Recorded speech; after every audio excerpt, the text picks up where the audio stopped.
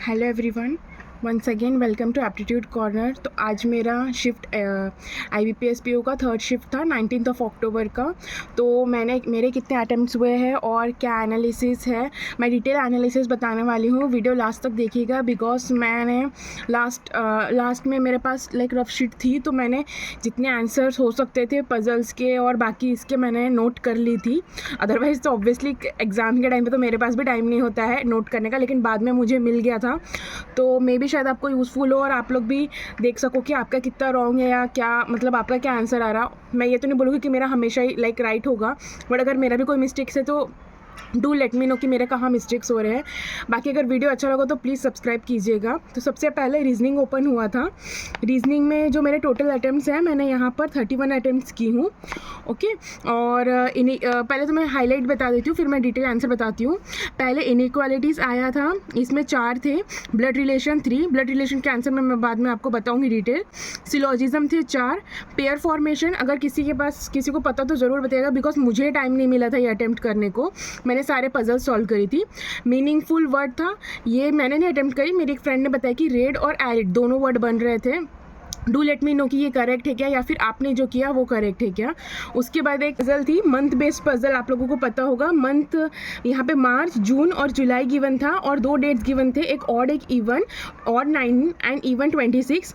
इसमें 6 पर्सन्स थे, आप लोग दे सकते हैं ABCDEF, और अलग अलग उसमें एक वेरिएबल था जो कलर था वो बताना था, तो B पिंक, F वाइट। अगर आपका, मैं भी एक सिंगल से नहीं बताऊंगी ऑब्वियसली सोल्यूशन, आप लोग बताइएगा कि ये आपका ऐसे ही आया था, ये करेक्ट है या नहीं करके। 6% का था, कुछ ज़्यादा टफ नहीं था। तो एक ये था year based puzzle. Year based puzzle के भी 5 क्वेश्चंस थे और इसमें जो बेस ईयर था वो 2024 गिवन था।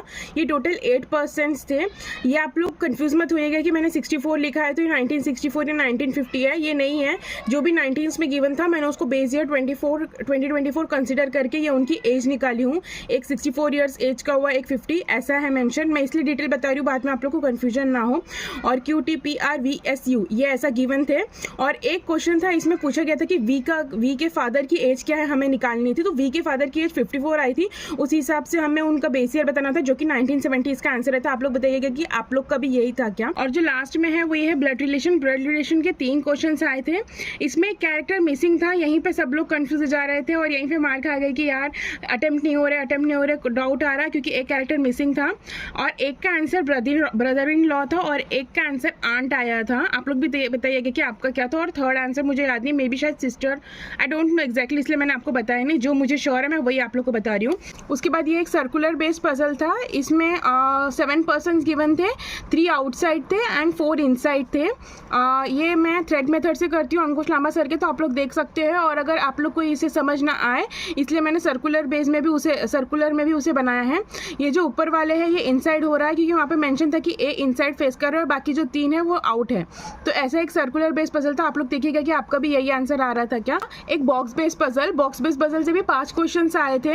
ये फ्रूट्स वाला बेस्ड पजल था, इसमें शायद से काफ़ी लोग कंफ्यूज है क्योंकि मेरी एक फ्रेंड बोल रही थी कि उसमें वो कंफ्यूज हो गई। तो यहाँ पे 6 पर्सन्स यहाँ पे गिवन है और उनके पास डिफरेंट काइंड ऑफ एक वेरिएबल मतलब फ्रूट्स गिवन है, FABEDC ऐसा एक गिवन है। इसके 2 ही पॉसिबिलिटी बन रहे थे, मैं पता नहीं क्यों, शायद किसी को कन्फ्यूजन हो गया होगा, बट ये ईजी था, उतना भी टफ नहीं था। तो आप लोग देख सकते कि ये एक 6 पर्सन्स ऐसे लीनियरली मैंने लिखी हूँ। उसके बाद एक गिवन था सर्टेन पर्सन बेस्ड पजल्स, आप लोग देख सकते हैं यहाँ पर। इसमें टोटल 13 पर्सन गिवन थे, K vacant, D vacant, L vacant, M G C 3 vacant and H। एक ये ऐसा इसका आंसर मेरा बना। 13% टोटल गिवन थे और मेरे ख्याल से D और C के बीच में भी ऐसा कुछ क्वेश्चन पूछे गए थे। क्वेश्चन तो ऑब्वियसली मैं नहीं बता सकती, बट ये मेरा एक बन रहा था, तो आप लोग बताइएगा कि आपका क्या था। तो ये टोटल मेरा पूरा रीजनिंग के थे ये जितने भी है क्वेश्चन। उसके बाद मैं अभी आप लोग को बताती हूँ कि इसके बाद कॉन्ट के क्या क्वेश्चन है। हालांकि कॉन्ट लास्ट में ही ओपन हुआ था, बट मैं कॉन्ट के पहले बता रही हूँ आपको। कॉन्ट टोटल मतलब आप कह सकते हैं मॉडरेट टू डिफिकल्ट था। कॉन्ट में मेरे काफ़ी कम अटेम्प्ट्स हुए, देख सकते हैं आप लोग, जस्ट 15 अटेम्प्ट्स ही हुए हैं। तो कॉन्ट का मैं सबसे पहले आपको बताती हूँ कि सबसे पहले ओपन हुआ था मेरे इसमें अप्रोक्सीमेशन ओपन हुआ था, नहीं ये लास्ट में था, मैंने इसे फर्स्ट लिखा। 5 रॉन्ग नंबर सीरीज 5 थी, इसमें मेरा एक रॉन्ग होने के चांसेस है, इसलिए मैं बोल नहीं रही कि मेरा 100% एक्यूरेसी है, जो कि मेंटेन करना बहुत ज़रूरी होता है भले अटेम्प्ट्स कम हो। बट मैंने यहाँ पे एक मिस्टेक कर दी कि मैंने एक्यूरेसी इस क्वेश्चन में मेंटेन नहीं करी थी। उसके बाद कैसलेट DI ओपन हुई थी, इसने काफ़ी टाइम कंज्यूम किया, ये फर्स्ट DI था तो मैंने इसे अटैम्प्ट भी कर दी थी।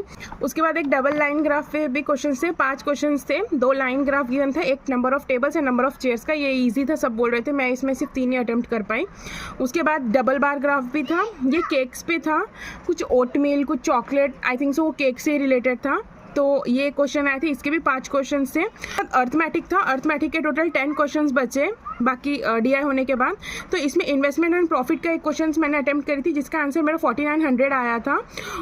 M की इनिशियल वैल्यू बतानी थी, 4900 किसी ने अटेम्प्ट किया होगा तो। वर्क टाइम पे बेस्ड थे, एवरेज, एज, बोट डिस्टेंस, ये सब पे था, बट मैंने कोई भी नहीं अटेम्प्ट कर पाए, तो इसलिए मेरे जो कॉन्ट के अटेम्प्ट है वो काफ़ी कम है और जिससे मैं काफ़ी नाखुश हूँ।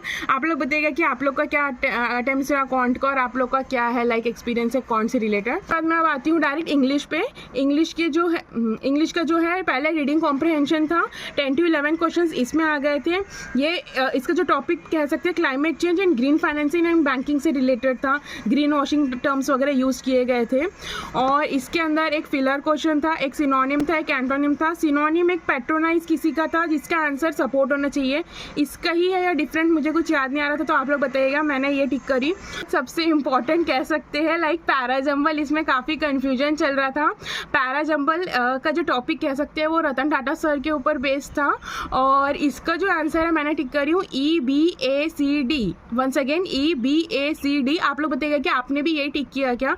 मुझे C और D में काफ़ी कन्फ्यूजन था, फिर मैंने देखा कि उसका एक लिंक बन रहा है लास्ट सेंटेंस से, तो मैंने ये टिक करी।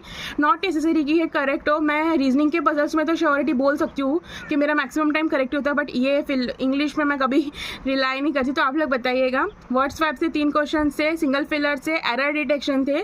तो मेरे जो टोटल इंग्लिश में अटेम्प्ट्स हुए हैं वो टोटल 25 अटेम्प्ट्स हुए हैं। मैंने 5 जो एरर डिटेक्शन थे वो मैंने टोटली डिस्कार्ड कर दी, मैंने नहीं अटेम्प्ट करी बिकॉज मुझे बहुत डाउट लग रहा था और टाइम भी नहीं बचा था। तो इस तरह से ये पूरा पेपर अटेम्प्ट हुआ है। कह सकते हैं कि रीजनिंग ईजी था, ईजी टू मॉडरेट कह सकते हैं। इंग्लिश भी क्वाइट ईजी टू मॉडरेट ही कह सकते हैं, जिनको अच्छे से आता होगा, मे बी उन्होंने 30 अटेम्प्ट करे या फिर 25+। और कौन मुझे पर्सनली टफ लगा, अगर मैं पूरा अपना एफिशिएंसी के साथ करती भी, अगर मैंने कुछ जगह जो मिस्टेक्स नहीं की तो भी मेरा 20+ तो जाना मुश्किल ही था। आप लोग बताइएगा कि आपका क्या अटेम्प्ट रहा। मैं तो मेरे अटेम्प्ट से उतना खुश नहीं हूँ। तो मेरे जो टोटल अटेम्प्ट्स हुए हैं वो टोटल 71 अटेम्प्ट्स हैं। लाइक रीजनिंग में मेरे 31 हुए, क्वांट में 15 एंड इंग्लिश में 25। तो ऐसे मेरे टोटल अटेम्प्ट 71 हुए हैं। आप लोग कमेंट डाउन कीजिएगा और आपको वीडियो अच्छा लगा तो प्लीज़ सब्सक्राइब कीजिएगा और लाइक भी कीजिएगा और शेयर भी कीजिएगा। Thank you so much.